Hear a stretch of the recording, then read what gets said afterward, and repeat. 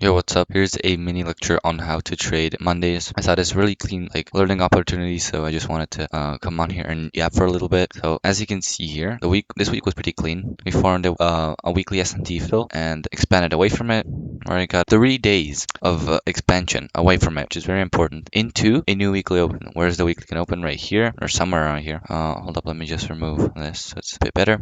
So let's just mark this out as weekly open. So you have 3 days of expansion into a weekly open, and you're not close to this draw. So it's still like 2 expansion days away from this draw. So what does this mean for you? What can you expect? Well, you can expect the Monday to be bearish. Why? Well, because if we're gonna have a bullish week, we're gonna open low first. And if we're gonna have a bearish week, we're going to reverse off previous week's high right here early on. So either of those two scenarios end up in Monday being bearish. So especially on gold here, look how close you are to previous week's high, future previous week's high. This means that you're extremely likely to just open up, manipulate it, create an S&T here, and then trade Monday one-sided bearish into here, the low-hanging fruit, previous day's low, which is also a unfilled daily gap. Because if we're going to go higher, we're going to manipulate this daily gap and then distribute from there to this draw. But if we're bearish, we're going to open high and reach this daily gap regardless. So for Monday on metals, I'm extremely bearish